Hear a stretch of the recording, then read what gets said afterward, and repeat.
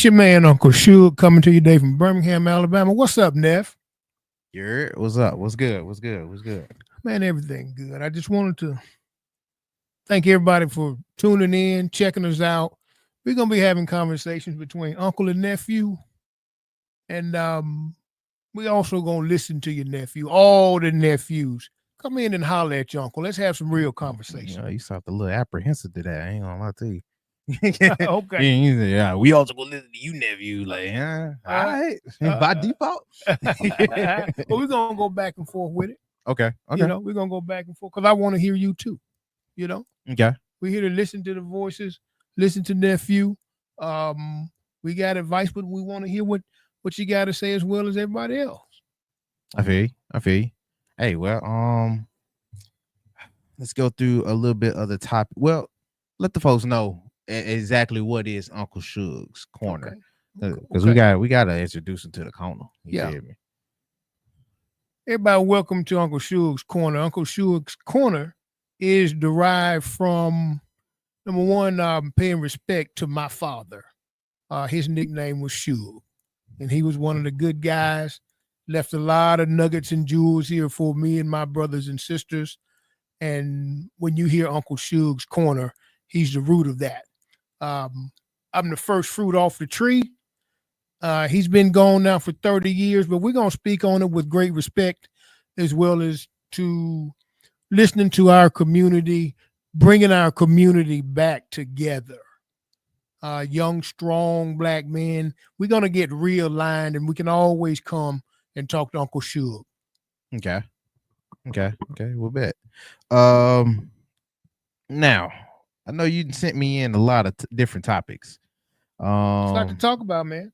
Yeah, apparently it is a lot to talk There's about. A lot that's on your we chest. know this, right? We know this, nephew. Mm-hmm. There's a lot to talk about in our community. Now with that being the case, let me go ahead and find topic one. I see first off on here is music and media manipulation. Yeah, man. What is that? Say it loud.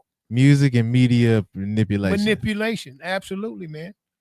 We live in a time when I think about it, let's say from the 90s, right? Everybody was thugging, right? Everybody was tough. That stuff was being piped in through the music, man. We all know this, right? Okay. Everybody banging, they doing all that. Everybody got this false imagery out there. That imagery hurt our community, man. You know, it's going to piss some folks off, but I want to apologize to some gangster rappers. No, I'm sorry. I'm going to apologize for some gangster rappers. They put it out there in the air. We had our nephews and nieces out there trying to live that smoke and mirrors. Granted, some of them were rapping about what they had seen in the street. It was tough. It was hard. But not everybody was pissed off like that. And we put that energy out in the air. The next generation picked it up. And then here we are, years later, homicide rate through the roof. Brothers walking around mad at each other. They don't even know why they're mad at each other because they're upholding a false image. Yeah. So we're gonna speak to that.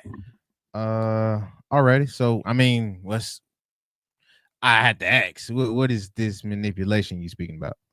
Manipulation, like when you look at a music video, right? And they show you the smoke and mirrors, the big mansion and the fancy cars. Let's talk about the story inside out. Where the truth is at. The mansion is rented in the video. The cars are rented, but it's sending a message to the young people that, hey, this is what life is. And this ultimately that video is lying to them. And it leads them down the road of trying to acquire these material things and identify with them. And sometimes that young person is willing to do whatever is necessary, or whatever they deem necessary to live that life. We got to stop and tell them the truth, man. Okay. Right? What do you say to some of the ones that be like, well, that's something I would strive for and would do what I need to do if I'm gonna have to have it, you know what I mean? Because I do get you on the point of there is a lot of people that would be like, oh well, They got it. Let me make sure I do. You know what I mean? And that might be selling drugs. They might be game banging. They might be different other stuff. What about the other sides of that? Because it is some folks that's striving for the same things. They may not be using those avenues. Well, Do you think that's still part of the manipulation there too? Well, Striving to get it. I'm specifically talking about manipulation through the media and music. There is a right way to go about doing things, but we paint this picture between the media and the music, and it's damaging to that younger mind. We have to tell them and explain to them, hey, that's just a video, but this is the right way to go do it. You know, those types of things. What is the right way in your opinion? Right way to get up, go to work together to build what you're looking for, with the understanding that it's not done overnight. You see what I mean? And you think that like that's on 90s hip hop? Well, I don't think it's all on 90s. I go into the 2000s as well. You know? Okay. Rick Ross talked about it. He said, damn, Stunner, all them cars, I thought they was real. You see what I mean? It's the false imagery that I'm talking about. And the industry insiders know what they're selling. See, back in the 90s, they were selling on everybody tough. It's cool to go to prison and come out. You know, you can sell a record if you went to prison. Ice Cube said that years ago. Cube? Yeah, years ago. Play it back. If you go run it back, this same messaging has been going into our community's ears, and we're twisted. We're twisted because of the messaging. Then you turn around and you get Nas X and this messaging that he was putting out there, right? Oh Lord. We go from thugging to hugging. Oh Lord. Hugging too long. You see what I mean? Huh? You turn on the television now, you know what that thing that Nas X was endorsing was the devil worship, the gay thing. We got a bad mixture. I'm not bashing LGBT, but I am standing on it. That was bad messaging. How many young brothers you see walking around out there with a beard and a ponytail? Huh? Wait, so yeah, I said it. Ponytail is inherently, I don't know. I'm talking about not just the ponytail. I'm talking about everything else that go with it. We see it. Okay. We see it. Okay. Touche. Square up and walk. Square up and walk. Square up and walk, young man. And if, you know, we can talk about it. You see? We don't have to beat them down, but we got to square it. We got to get this thing back on track. Alrighty. Then if we're gonna dive into media manipulation for real, then what do you say? Because there was a lot of discourse going around as far as to the pushing that it is, especially towards the black man. I know that's been a topic in recent months about how the strong black man, black male figure is starting to slowly go away. Is demasculating a lot of or unable to get into different media avenues or higher in the industry. You gotta wear a dress. What's your I'm scared to ask. Yeah, man. What's your position on that? Yeah, go ahead and ask, man. What's your position on it? Position on that is we see it happening. There's strong black men out here. We see it happening. But then the media wants to water it down, and we're supposed to get in the middle of the road and give what's considered the politically correct answer. We know that America is emasculating the black man. We see it. When you see the police kill a man on national television with his knee on his neck, that's a message in that, brother. We see this. We can't act like we don't see it. When you go into the mall right now, you got a bathroom for men and women, all at the same thing. Come on, man. We all see this. So for the sake of being politically correct, do we just stand in the middle and just deal with all of that while being crushed? See, because the black man here in America, we're descendants of slaves. This same America that's trying to, erase our history. They don't want that story told, but it's already out there. You can't get the toothpaste back in the tube. You feel me, nephew? I got you. Okay, so let's make sure we go down your versions of manipulation here. Yeah. Manipulation in the music. I guess you would say the young this is what I ask for music. And hate to keep going back and forth, but Come on with it. I'm good. This is why I asked for the music point, because I'm a big music head too. You said the 90s, but the 90s crowd would be at least almost 40 now. Okay. Like the people that grew up on the 90s music. Mm-hmm. The 2000s, 2010s, around my age, maybe a little older. I give them 35 to 26. Mm-hmm. And that's what I give for the 20 or the 2000s, the 2010s to the 2000s. That's pretty much them now. Is it anything? Because you said as if it's still going on now. Is it in the music now, or has it stopped, or has it just got worse? Like where's your standpoint on that? Because you dove off on the 90s in the 2010s and 2000s, but I mean, my response would be, didn't it start before then too? Like, well, I'm and where we at now? That's what we doing. I'm recalling that I can remember from the time in which I came up. See, we know that music did change. You know, gangster rap. It had an adverse and negative effect on our community, whether we say that out loud or not. I remember a song, Eazy-E said it, "A bitch is a bitch." It's nothing good about that, man.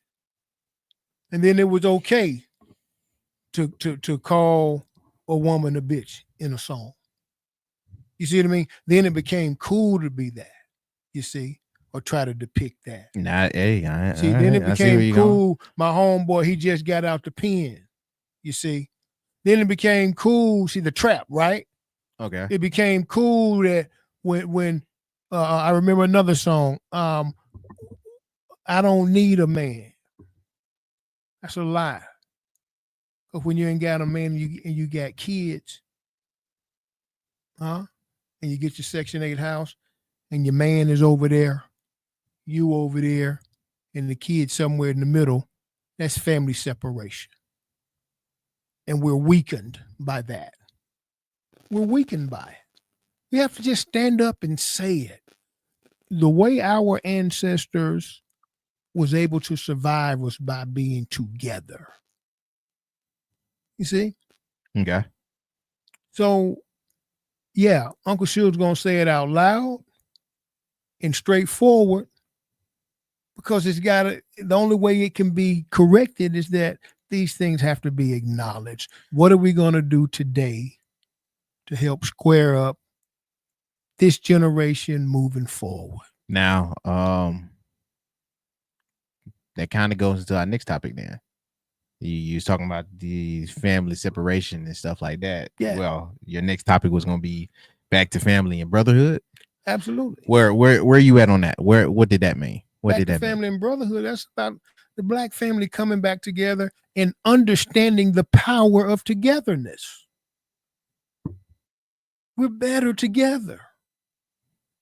We're better together. I don't care who says what. I've been divorced. Divorce hurts. And anybody that's telling these young folks that it don't hurt, lying to them. That's a different situation if it's physically abusive and things of that sort. Every situation's different. But in general terms, we're better together. Okay. You know, little kid, 4, 5, 6 years old, daddy's nowhere to be seen because he's out there dodging the traps here in America. You know, as black men, we walk out, we're emasculated. When we walk outside and we could be on our way to work, get pulled over. That could turn into a murder. We've seen that multiple times here in America. These are the things that we have to navigate as black men. We're forced to navigate these things. And then when when the home is broken, now she's under stress. Now, what do you say to folks that would say that alone as a topic is a lot to digest there? Because there's multiple different reasons. Because I heard you say that black men are emasculated, and you going into the police thing. We deal with all of it. And for the ignorant, I speak for them. For the ignorant, they'll be asking, what does that have to do with family and brotherhood? You just said it. That statement alone is a statement of ignorance because they don't understand the importance. Brotherhood, family, it still goes back to coming together and operating as one. The family bond. That's how we're strengthened. Okay. Big Mama and Muddy, back in the day, we had family reunions where everybody showed up. That's something that's lost in the past. It happens from time to time, but we don't. But when we do get together, say at a football game or the classic, we do get together, people having a good time. Then next thing you know, guns are going off. Well, what do you say to, man? Maybe Buddy just tried him on the wrong day, or they Let's stop trying each other, nephew. What's wrong with that? What happened to like in the 70s when brothers would look at each other and say, "What's happening, black? What's happening, brother?" Mm-hmm. See, they meant that. See, they wasn't trying to harm each other. Not that things didn't happen back then. They did. But we've got to get back to a standard of respecting one another as black people. There's nobody else in this country that respects us anyway. Shout out, brother Tariq Nasheed. Tariq Nasheed. For those that don't know him, who is Tariq Nasheed? Tariq Nasheed's a brother. He's on the internet, right? He talks about foundational black Americans, the FBAs. And he stands up, speaks strongly, and he checks receipts because he talks about other cultures coming over here robbing us of our own culture. He has the courage to have that conversation. Okay. I'm down with that conversation. I mean, sound like Dr. Umar for a little bit. Well, him and Dr. Umar, they're different. Okay. Dr. Umar's talking about Pan-Africanism, and he's got some things going on right now. He's got his hands full. I'm going to reserve comment on Dr. Umar right now. Okay. Hopefully, his situation works out for the best for him and those that are involved with him. Okay. So what it sounds like your main thing is on this topic is the togetherness that come with being us, being black folks. Yes. So white folks ain't included. Are white folks included with being black folks? I mean, with the brotherhood and the family. Let's be 1,000. We talked about Dr. Umo. We talked about Dr. I mean, we ain't getting into it, but we mentioned it. You feel me? Yeah. Well, let's be all the way clear. Okay, our history and lineage here in America, we've been oppressed by white people. Now, that doesn't mean that every white person is bad, but these are the facts. What I'm saying is we have to galvanize and love one another and come back together as brothers and sisters with respect to one another and our culture as a whole. Now, let me ask a real in-depth question there. What do you say for maybe the few pessimistics out there that say what you're talking about is a very lofty goal, what you're talking about, it's hard to already coordinate something specific or something easy for most Black folks. And that we are too far down the line for us to get back to where we were. What do you say to that? I say that it's actually a travesty, and it's a gross disrespect to our forefathers culturally. And when I say forefathers, let me be very specific. Our Black forefathers, not these people that they call our forefathers that enslaved and oppressed us. Because our forefathers, they had to stand together in places like right here in Birmingham, Alabama, in order to move the needle. And when I hear, well, we're not where we used to be, that means somebody dropped the ball. Going back to how did gangster rap help the civil rights movement? See, I mean, it wasn't around then. It wasn't around, but what I'm saying is there was another generation that came behind that dropped the ball, and that generation would be mine. Okay. See, I was a young adult in the 90s. Okay. And instead of holding it down and respecting one another as Black people, that generation, we were running around mad, shooting and killing each other.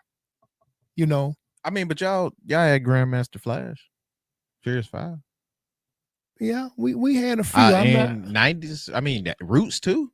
Well, when I say that, I don't want you to take that as a blanket statement. Okay. I'm just talking about the ones that, the bad apples that kind of spoiled the bunch. Yeah. Okay. We were celebrating people coming out of prison. Yeah, we were celebrating Tookie Williams. But Tookie Williams killed folks, man. Tookie Williams killed Black people. You see what I mean? And then he wrote children's books while he was in the joint.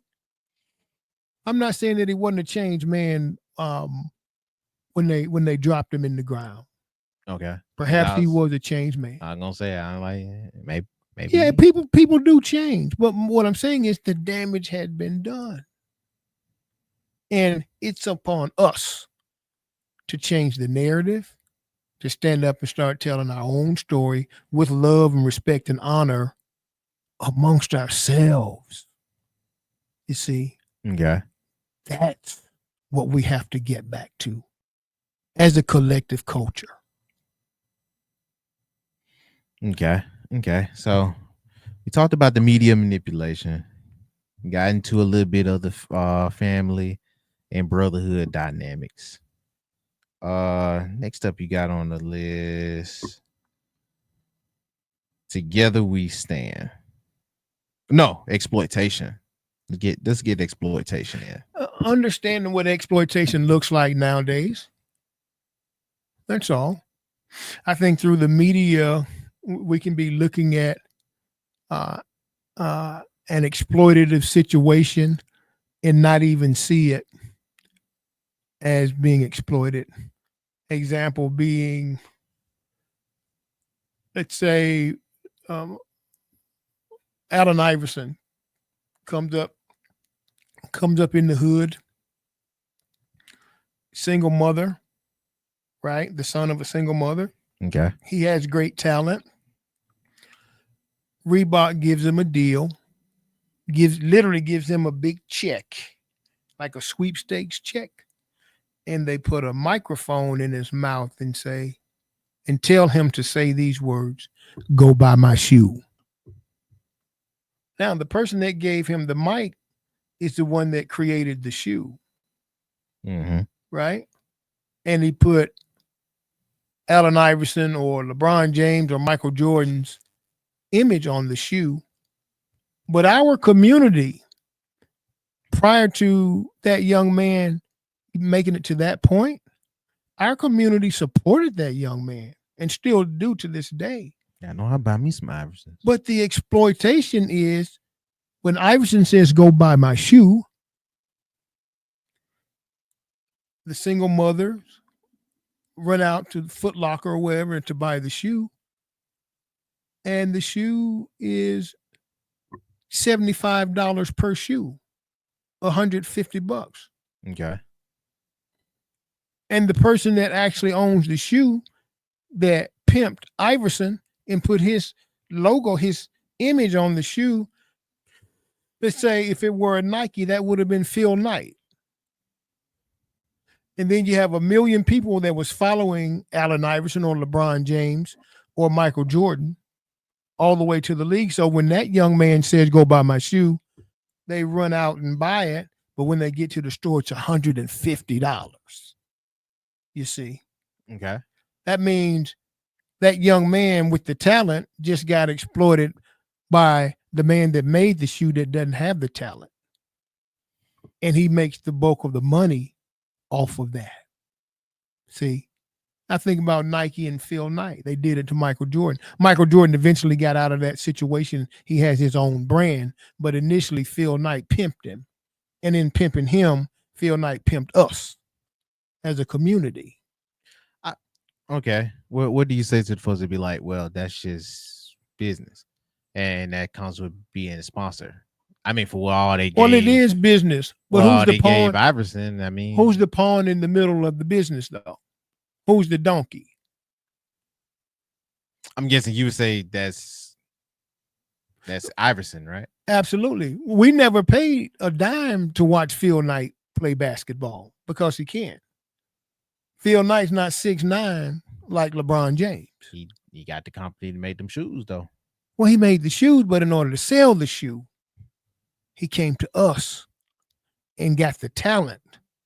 Okay. Got the biggest, strongest, quickest, fastest slave, if we rewind it back, and told the rest of the slaves to go buy the shoe. I see where you're going with it. And when they get there, it's $150, and everybody got pimped.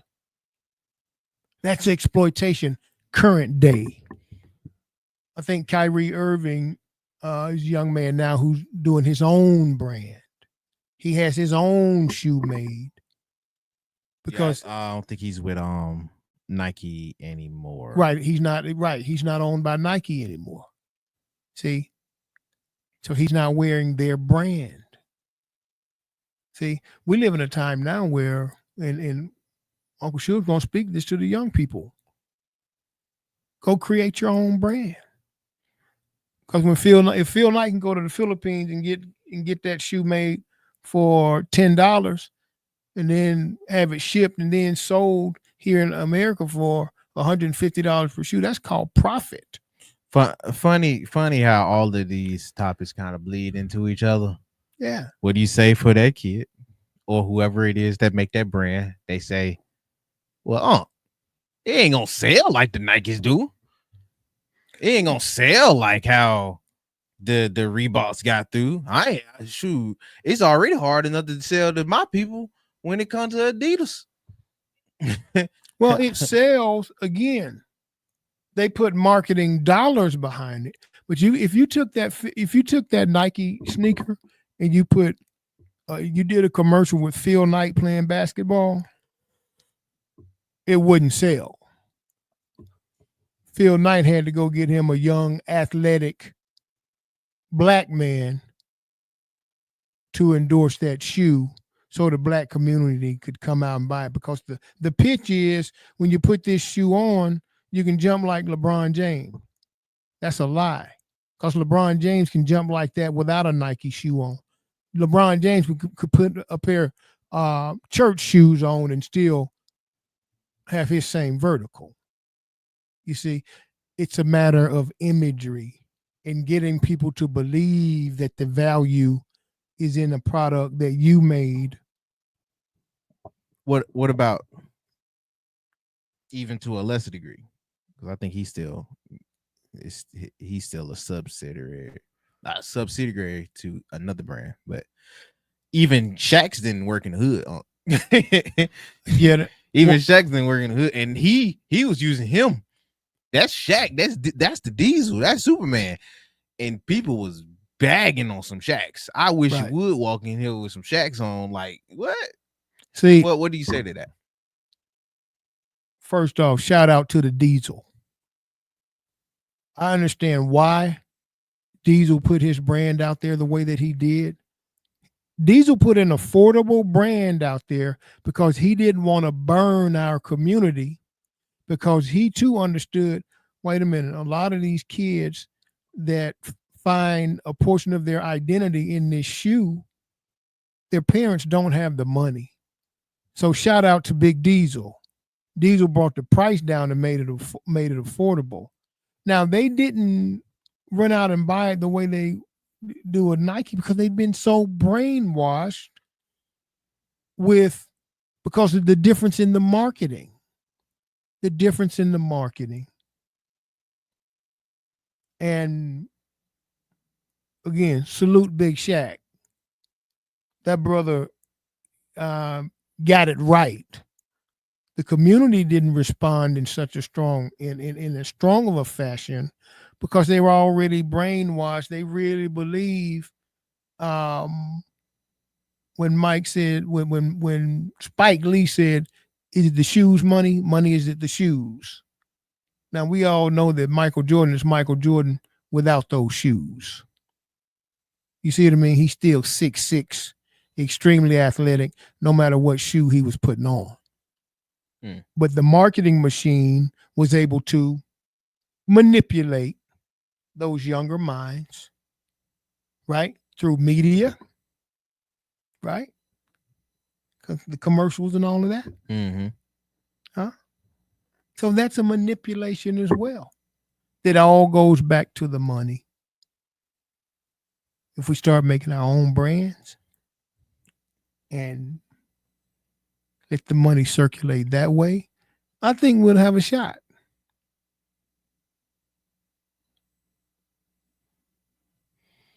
Okay. And then last on the topic, together we stand. What did you mean by that? Community. It's like you and I are working together here. You came in, you did your part, I'm doing my part. We win by working together.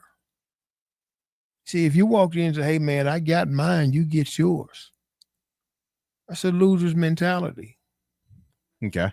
Because divided we fall, together we stand, divided we fall. That's in every aspect of life. And we have to get back to that. How? For the folks in the back. How do you do that? In the back, the way it's a change of mentality. I shouldn't be looking at you as a black man threatened by what I think your success looks like. If anything, we put our resources together and we collaborate to make things even better. You see? Well, if I got snaked by old buddy not too long ago, I need to still work with him. If you got snaked by? Mm-hmm. No. Now, that doesn't mean that there aren't any bad apples in the barrel. They're out there. We know that. I'm talking about the mentality, because we still have to use discernment in everything that we do. And unfortunately, there are bad apples out there. And we do have to be careful of getting burned by our own. You know, we do see a lot of black betrayal in our community, black on black betrayal, you know, all while being betrayed by white America, betrayed and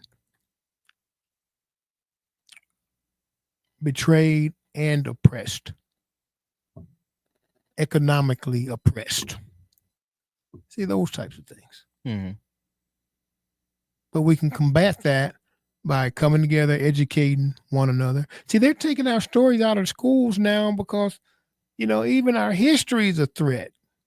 So we have to keep it going by doing things like this. We have to have these conversations to keep it moving forward. Okay.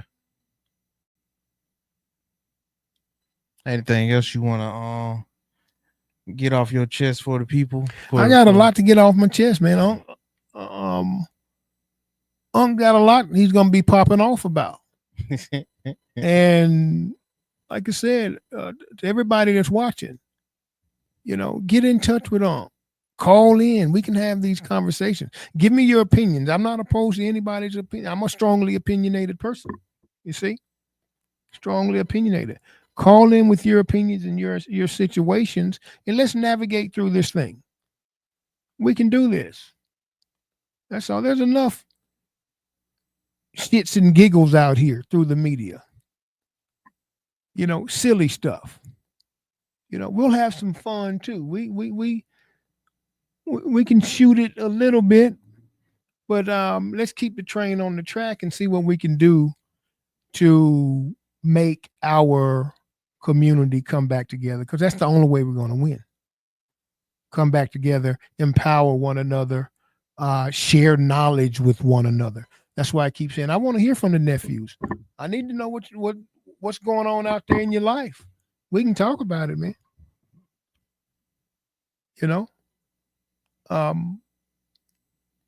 It's just time. And I decided to do this podcast because it's time. We're going to stand up and do something about it. So shout out to all the nephews out there. Come holler at me. And just know that we can talk about anything. Lay it on the table. We'll talk about it, and we'll get some answers and move forward together as a community. We don't have to be afraid to be who we are. Be unapologetically black in this white America. It's okay. We've had to do that anyway. We've always had to be that. If we weren't, we wouldn't be here today. Shout out to our ancestors too. They stood strong so we can have these conversations. Uncle Shug sincere about it. Let's do it. All right, that's a wrap.